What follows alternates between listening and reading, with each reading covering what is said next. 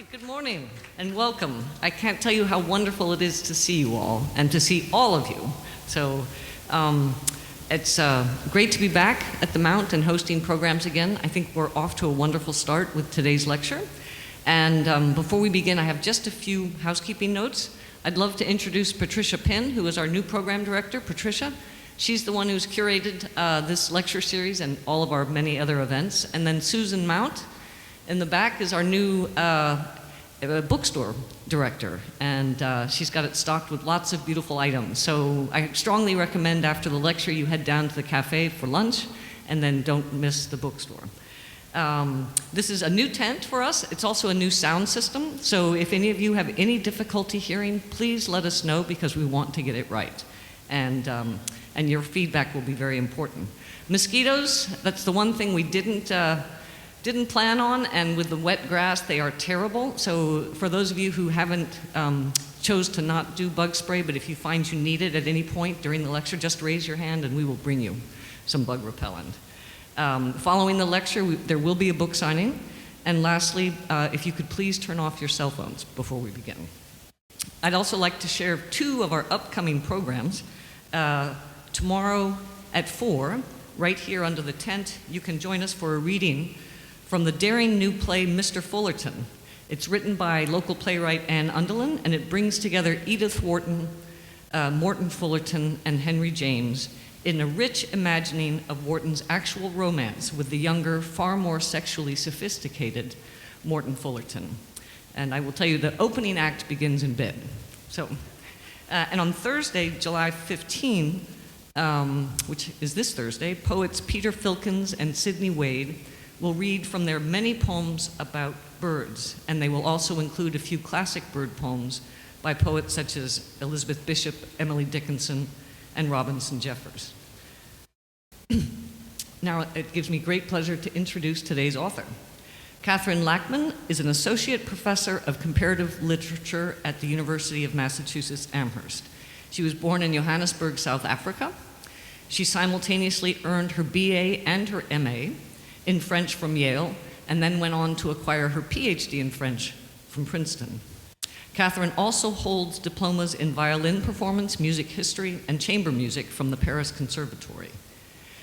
Kathryn is the first author to translate Ghislaine Dunant's 2016 biography of Charlotte Delbo.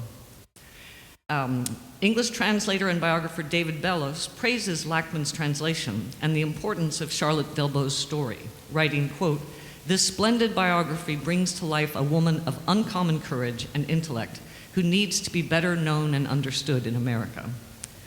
And author James Young speaks highly of the quality of Lachman's translation, observing, quote, 5 years after its publication in French, Ghislaine Dunant's award-winning biography of Delbo has found its voice in English in this lyrical, even musical translation.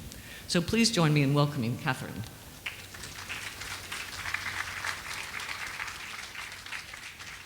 Thank you, Susan, for that warm introduction, and thank you for being here this morning. It is such an honor and pleasure to participate in this year's lecture series at the Mount, and to be able to do so in person in such a glorious setting. And thank you to Patricia and all of the staff who made this possible. I'm delighted to talk to you today about my recent translation of Ghislaine Dunant's remarkable biography of Charlotte Delbo, A Life Reclaimed. The book came out in France in 2017 and swept up the most prestigious French literary award for nonfiction, the Femina Award. Dunant, a novelist and librarian, explores the life and work of one of the most important and yet overlooked French women writers of the 20th century, Charlotte Delbo, a fascinating figure who defies easy categorization. Neither Jewish nor communist, Delbo was arrested in Paris in March 1942, along with her husband, a militant communist. She was imprisoned at La Santé prison and the Romanville fortress before being deported to Auschwitz in January 1943 in a convoy of French political prisoners. Miraculously, she survived 27 months in the camps, 12 in Birkenau, 15 in Ravensbrück, and returned to document that experience through prose, poetry, and theater. The force of Delbo's testimonial writing has often been compared to that of Primo Levi. And yet, for many years, her work was relatively unknown in France. As a writer from the working class, the granddaughter of immigrants, she was an outsider to the literary establishment. In the post-war years, the French embraced the myth that the nation as a whole had participated in resisting the Nazi occupation, and no one wanted to hear about the camps, deportation, and collaboration. American readers and critics played a vital role in recognizing the power and importance of Delbo's work. Dunant herself only belatedly discovered Charlotte Delbo through her own American translator, Rosette Lamont, a professor at the Graduate Center at CUNY, who had been Delbo's translator, friend, and a great champion of her work. Dunant was so taken with Delbo's work that she devoted 7 long years to researching and writing Delbo's story. Charlotte Delbo would have been perfectly at home with us here at the Mount. Notwithstanding the tremendous force of her writing and her harrowing experience, she delighted in witty conversation, in beautiful gatherings with friends and champagne. She would have arrived here wearing a big hat and perhaps a feather earring, and commanded attention through her elegance, poise, and the intensity of her gaze. She never dwelled on the camps and that somber past in her conversation.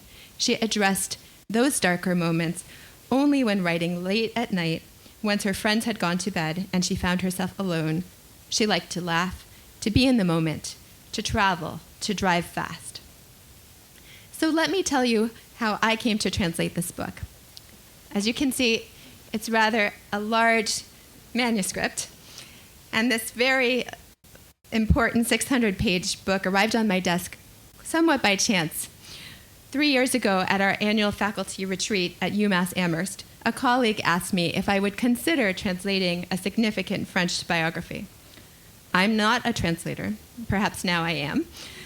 I'm a musician and a literary critic. And the sheer volume of the book was daunting, to say the least. Nonetheless, the project immediately spoke to me. I had encountered Charlotte Delbo's work at Yale and at Princeton, where several of my mentors were major scholars of French Holocaust literature invested in the question of how literature can bear witness and convey trauma and memory. Here was an opportunity to engage more deeply with those questions and to bring Delbo's story to a wider readership. And as I began to read and translate the opening pages, I was particularly impressed with the sensitivity and the restraint Dunant brings to her subject. She looks to Delbo's writing, interviews, and correspondence to tell her story, using the many unpublished writings in the Delbo archives that are newly opened at the French National Library. She also draws on actor Louis Jouvet's archives in Paris, as well as interviews with surviving friends. Yet, she leaves open what we cannot know. She thus leaves space for Delbo to emerge, an approach that resonates with the ideas of Emmanuel Levinas, among the French philosophers I find most helpful, who cautions us that the other is fundamentally distinct and irreducible. The biography also offers a rare glimpse into several fascinating universes. We encounter the vibrant theater world of the mid-20th century France, a world I, as a literary critic focusing mainly on fiction, knew little about. We encounter the communist resistance to the Nazi occupation and the contributions of writers and intellectuals to that movement, the early years of the UN in Geneva and its various international missions. We also gain insights into the workings of the Édition Minuit, a seminal French publishing house that was founded during the occupation to bring out the writings of writers who had been censored and banned. We see the critical beginnings of French sociology and the fierce opposition movement to the Algerian War. In the early stages of this project, the author and I met in Berlin in the Mitte district to compare notes. We sat on the terrace of an outdoor cafe on a street lined with stoppelstones commemorating Jews deported and murdered in the camps. Ghislaine told me that everything in the book was extremely intentional and that she was glad to entrust it to me because I'm a musician. She hoped I would render the book precisely in the music of my English. And herein lies the crux of what is incredibly challenging about translation. the need to be extremely precise and faithful to the original text while using the particular rhythms and contours of a very different language. I felt that responsibility very keenly, particularly as I was dealing and translating with translating a living author who was closely following the translation, and in addition, dealing with surviving friends of Charlotte Delbo who themselves were very invested with how they came across in the book. As much as I reminded them that this was a translation, the book was already written, I was simply rendering it, they were nonetheless very interested in the result. As many writers have said, translation is a task, a craft, a curse, and a blessing. One of my mentors for this project likened the labor involved to a coalface, a salt mine, the slough of despond. But I will say more about that later. Let me now tell you something about Charlotte Delbo and her work. Delbo is most widely known for her trilogy Auschwitz and After. She wrote the first volume, None of Us Will Return, in January 1946, just months after her return from the camps, still physically ravaged and suffering from starvation edema. In her own account, she wrote that first book in a second state, as though taking dictation from a voice deep inside her. She did it as soon as she was able to sit at a desk and hold a pen. Yet she kept the book hidden for over 15 years before trying to publish it. The eldest daughter in a working-class immigrant family from Italy, Charlotte grew up in Vigneux, a small town about 10 miles from Paris. Both her grandfather and father were welders who worked on construction and building bridges. Charlotte used to say that she was following in the family tradition, only that she chose to weld words. She was headstrong and independent. She taught herself to read by paging through the newspaper. She had herself baptized against her family's secular and Republican convictions.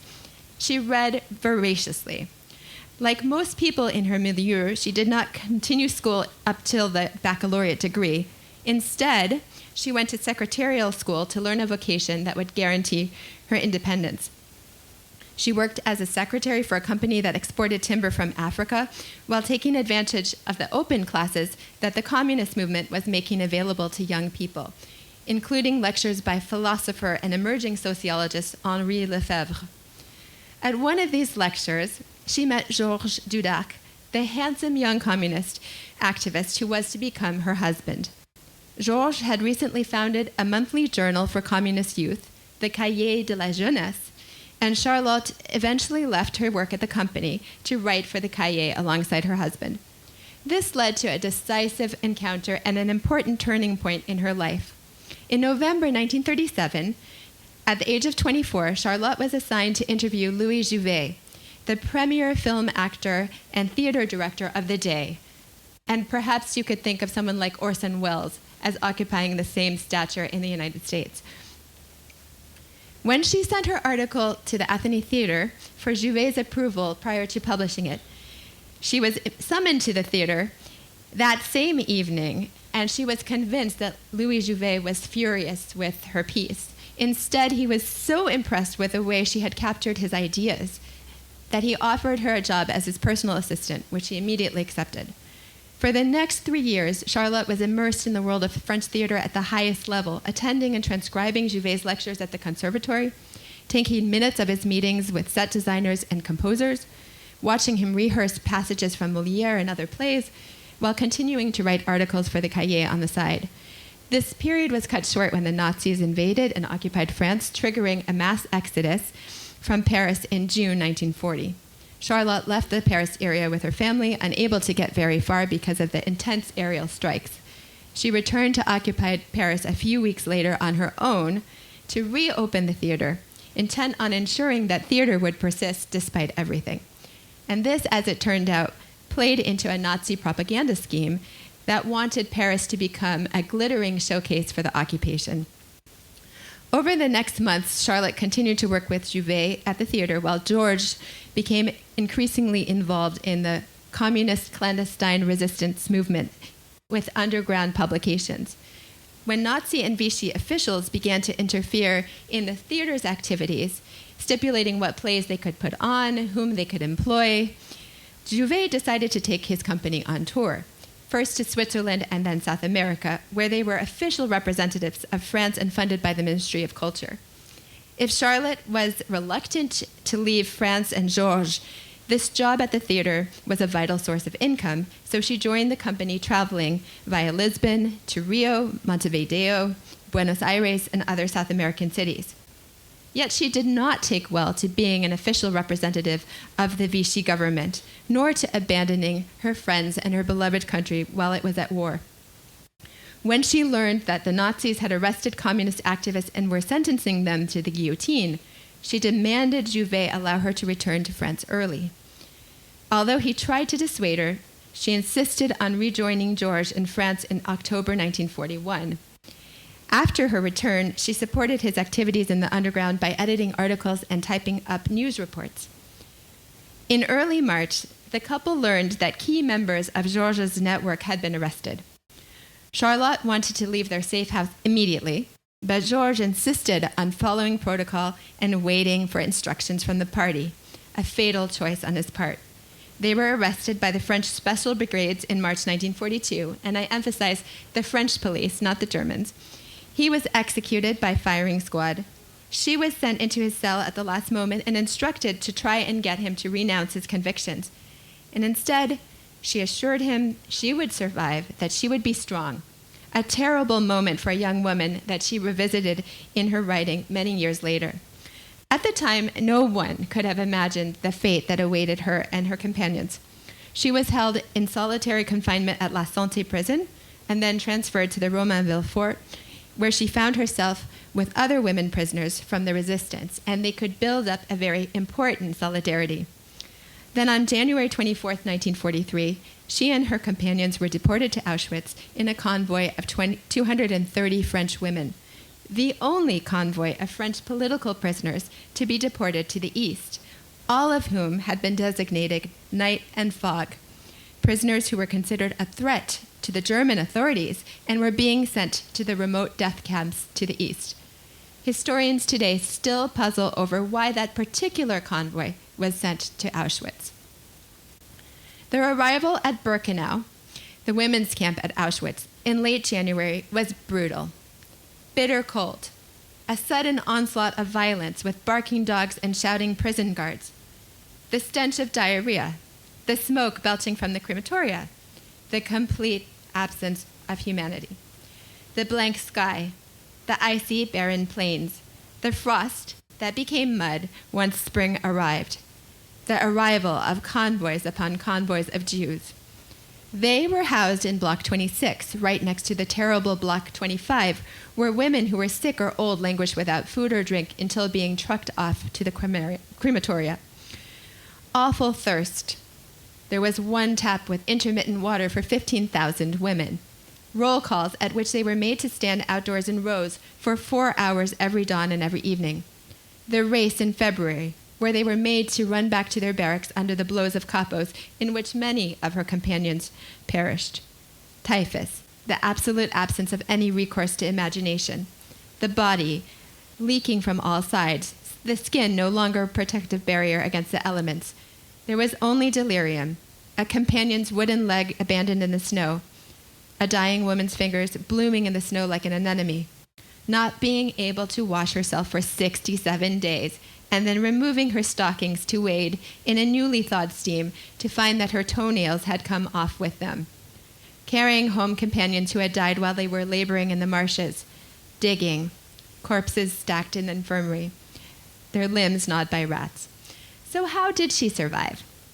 Firstly, as political prisoners, Charlotte and her companions were housed together and had a common language and the solidarity they had built up while at Romainville prison. They could mutually support one another, and this was critical.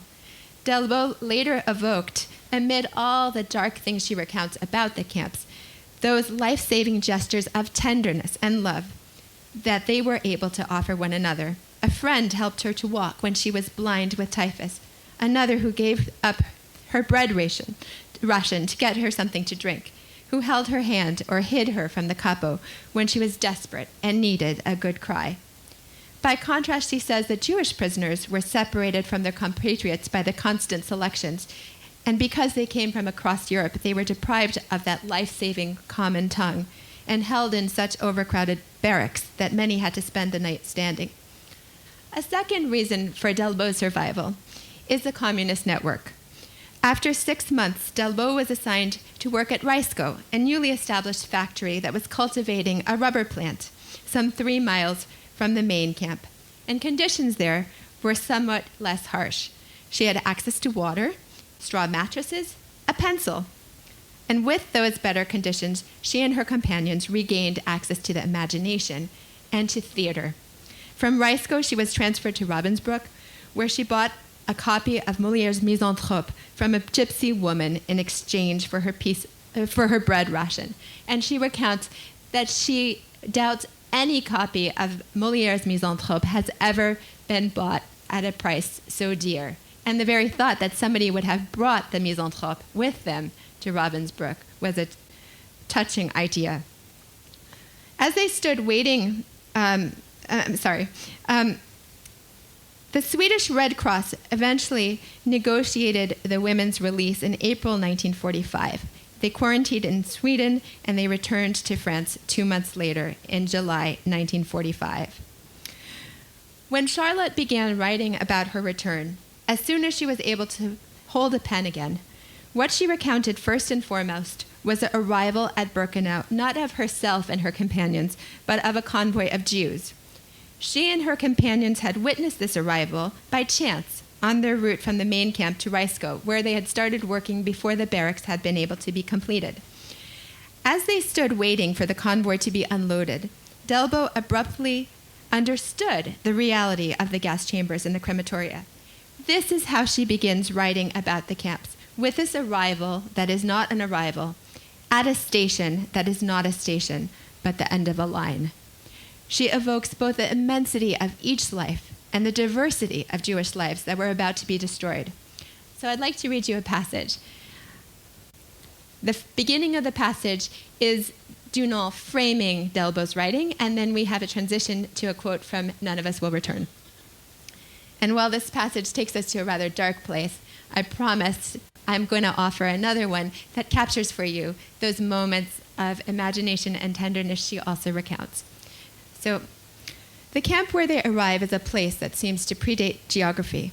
The frozen immensity, with its dazzling infinity, is also that of a dead star. Immobile in the ice wherein we are caught, inert, unfeeling, we have lost all living senses. Not one of us utters, I'm hungry, I'm thirsty, I'm cold. Ferried over into another world, we are subject to drawing breath in another life. We, the living dead, caught in ice, light, and silence. The chimneys at Birkenau spew smoke night and day, along with the smell of burnt flesh. Several weeks after their arrival, the women discover what is happening at the other end of the camp. The gas chambers, the crematoria, the extermination of entire convoys of Jews. They learn about the selections. The unimaginable is right there. She begins her book with this. In place of the unimaginable, Delbo substitutes a vast tableau, an arrival. An arrival means people. And in place of chimneys and smoke, she substitutes people. All of the people getting off a train. As if unable to stop herself, she depicts their clothing, the details that convey their social standing and professions, that reveal so much about the moment they were rounded up. Some were leaving a wedding, others an evening gathering. Some were leaving boarding school, as in the case of the little girls in pleated skirts who are with their teacher. Everyone has a prop, a gesture, an attitude that makes us feel their thoughts, their desire to stay hopeful, to summon their courage, to protect the children, even their desire to remember this event, to be able to describe it later to their own children, who will never believe them, they think. She gives them a history, and when the moment of extermination arrives, she stops writing. She stops on the threshold of the shower. She will not enter the place of sacrilege. She leaves them just as they realize what had been concealed from them. They reach the building and heave a sigh. They have reached their destination at last. And when the soldiers bark their orders, shouting for the women to strip, they undress the children first, cautiously, not to wake them all at once. After days and nights of travel, the little ones are edgy and cranky. Then the women shed their own clothing in front of the children, nothing to be done. And when each is handed a towel, they worry whether the shower will be warm because the children could catch cold. And when the men enter the shower room through another door, stark naked, the women hide the children against their bodies. Perhaps at that moment, all of them understand. She wrote this first book in one go, but the book itself is a series of fragments, tableaus, poems, and short pieces that each capture shards of the horror, terror, and desolation. Her writing is clearly influenced by her intense experience with theater during her years alongside Louis Jouvet. She crafts scenes using just a few elements that allow us to see and feel. She effaces herself as a narrator, and she writes about their collective experience. She focuses on women's experience. She writes sensually, evoking the body, the physical and moral suffering they underwent. And the perpetrators recede in her narrative. Delbo emerged from the camps as a writer. She later claimed that she knew at Ravensbrück that if she survived, she would write about what she had experienced. And she had even chosen her title while still at the camp, borrowing a line from the French poet Guillaume Apollinaire, "None of us will return." Delbo composed her later works by writing multiple short pieces in different forms, prose and poetry, and then assembling them into an ensemble. Faced with the indifference and ignorance of the French public, she sought to depict Auschwitz in such a way that readers could see and feel the unprecedented violence she had witnessed. She wrote about the camps and the return of the survivors in so many different ways. She wrote a groundbreaking sociological account of each of the women who were deported with her on that convoy, January 24th, 1943. She wrote Phantoms, My Companions, bringing characters from Molière, Stendhal, Proust into the camps as imaginary interlocutors, testing out their mettle to see what those characters were made of. And her final book, Days in Memory, offers vital insights into survival and memory. Not to mention the many, many plays she wrote, not only about Auschwitz and her experience, but also about surviving, about the Prague Spring, about the military coup in Chile, and so many other topics. I'm going to read you another passage from Useless Knowledge, which is the second volume, to give you a sense of how she later came to evoke Auschwitz in a more tender is a word we could use, nuanced, but really what Dunant has to say about the evolution of Delbo's writing is that gradually, whereas time had been abolished at Auschwitz, she found a way to re-infuse her writing with time and space, which indicated her healing as a person. So here is a passage. You may say that one can take everything away from a human being except the faculty of thinking and imagining. You have no idea. One can transform a human being into a skeleton gurgling with diarrhea without time or energy to think. Imagination is the first luxury of a body receiving sufficient nourishment, enjoying a margin of free time, possessing the rudiments from which dreams are fashioned. People did not dream in Auschwitz. They were in a state of delirium. At Rajsko, however, the theater returned. They were able to recount plays, and in fact, with their Polish compatriots, they were able to engage in a little competition. When the Polish women organized an evening where they sang for the French women decided they would show the Polish women that they were capable of mounting one of Molière's plays from memory. So everyone works to imagine and produce the props, finding fabric, sewing what they need in order to create believable characters and situations. At the end of the day, it is December 1943, and night falls early. The barracks are cold and dark, but the spirit of competition sustains them. Charlotte is in charge of directing, while Cécile makes the costumes and Carmen the props. Creating doublets and breeches out of men's clothes they've been able to procure, making jabots out of tulle nettings of the cages in the laboratory, sewing a sumptuous gown for Bélise out of matelassé dressing gown. These ingenious tricks invigorate them, like Carmen's inventiveness in fabricating a stage curtain and transforming an inspection lamp into a projector. A poster is drawn up and pinned on the inner door of the hut, even though everyone knows about the coming performance. These details feed into the illusion, and each prop turns out to be essential in allowing them to forget their reality. The curtain rises. It's magnificent.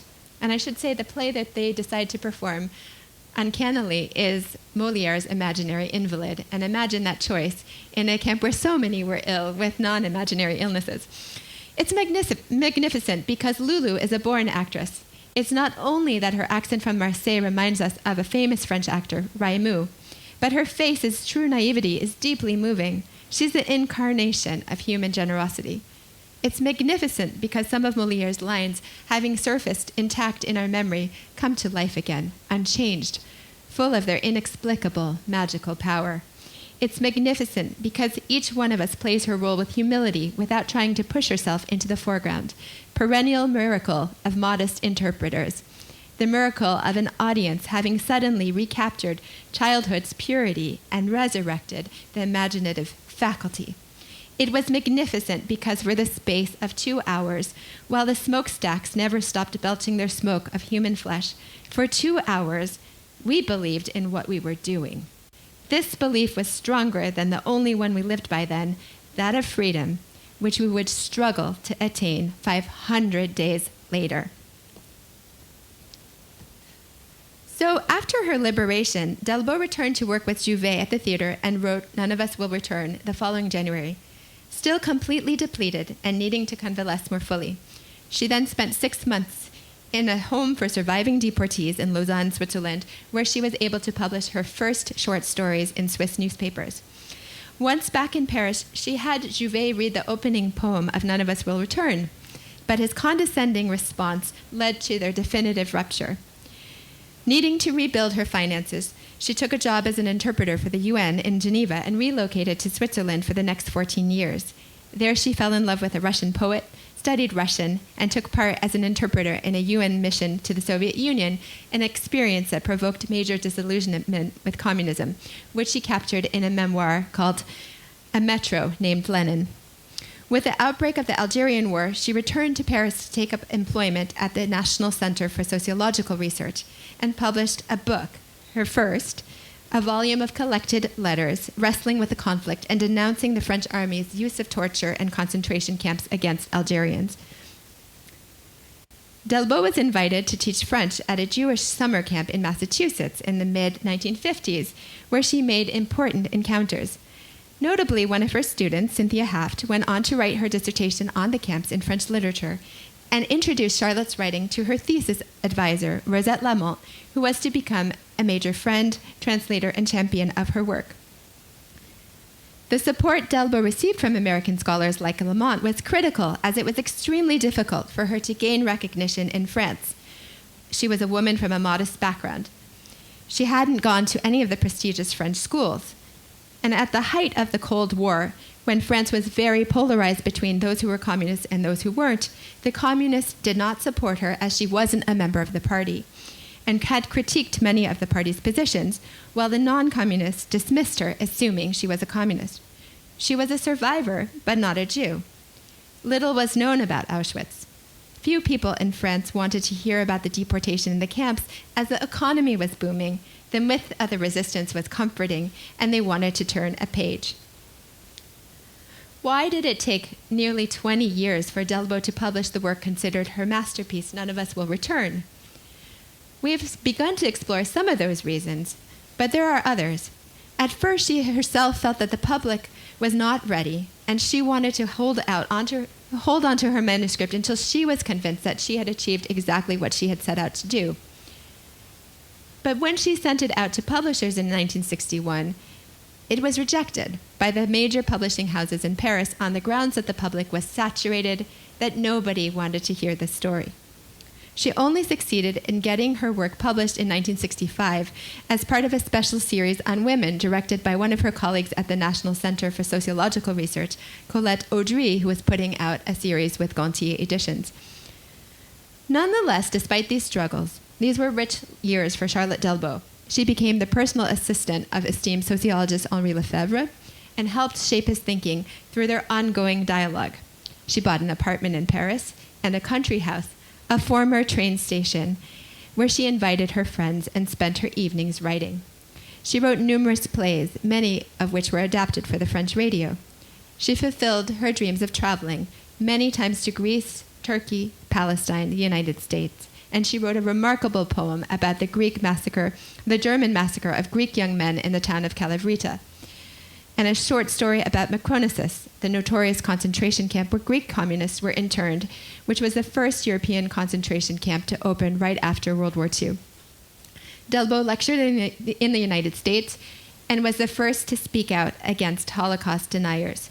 She even penned an op-ed against Noam Chomsky, who championed free speech and whose essay was included in the notorious French Holocaust denier Robert Florisson's book. She said words had consequences. Negating the existence of the camps and denying the Holocaust should not be protected as free speech. Delbo continued writing up to the summer of 1982, when she succumbed finally to lung and eye cancer in Paris, surrounded by her close friends. I would like to close today's talk by talking briefly about language. Like Edith Wharton, Charlotte had a knack for language. Although her mother's native language was Italian, it was a point of pride for her that they all spoke French at home.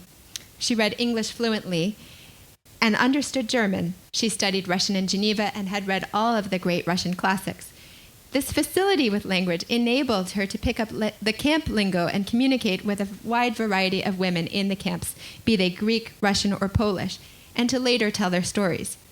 She was the one sent to tell the Russian women not to be so zealous in how they were tilling the potato fields, so as to sabotage the Nazis' desire for efficiency, although the Russian women kept at their work nonetheless.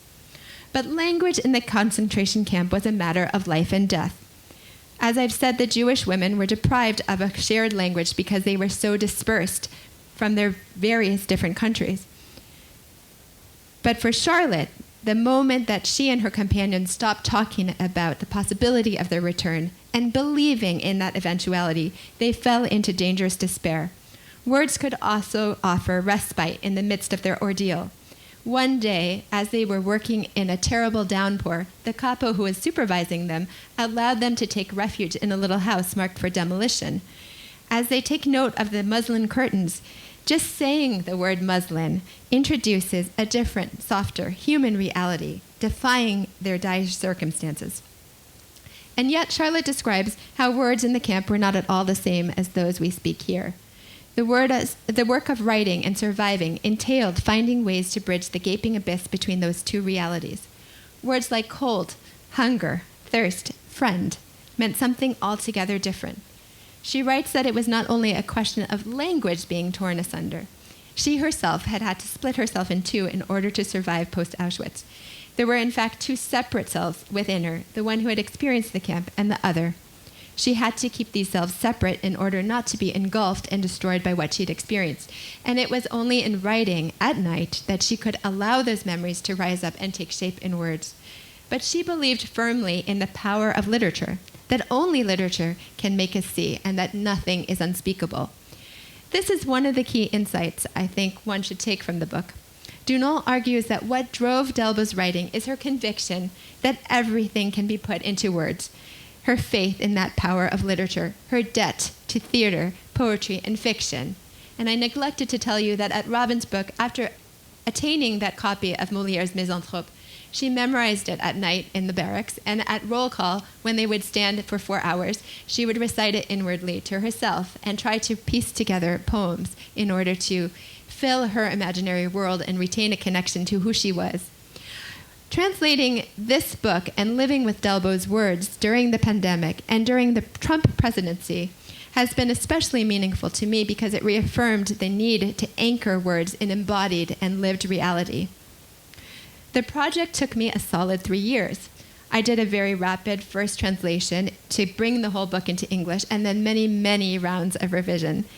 As the wonderful translator David Bellis remarks, it's not that French is difficult, it's just very hard to handle English to make it say the same thing.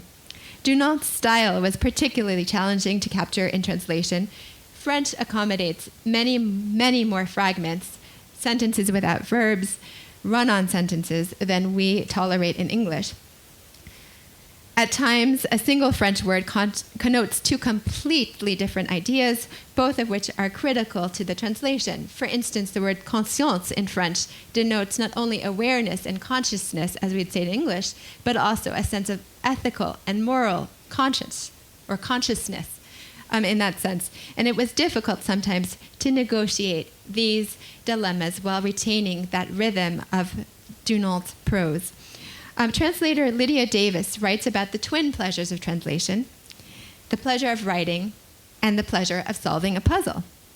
Ultimately, it was thrilling to find solutions and to translate the many unpublished and previously untranslated poems, letters, and op-eds by Delbo herself, and to be able to give expression to her extraordinary voice across so many different registers. Her biting sarcasm, her poignant lyricism, her political analysis, philosophical thought, and intimate reflections. So with a final word, I'd like to speak to the title. In French, the title is an homage to Marcel Proust's In Search of Lost Time, the final volume, which is called Le Temps Retrouvé, in English most often translated as Time Regained. So a true translation of Dunant's title would have been Charlotte Delbo, Life Regained. I felt that the translation reclaimed would give us more of a sense of what exactly Dunant is trying to do. Clamare from Latin, or clamare, the Latin, means to cry out against, to speak up. And this perfectly embodies Delbo's project. I hope you will read the book and enjoy it. So thank you all. Thank you so much for being a wonderful audience.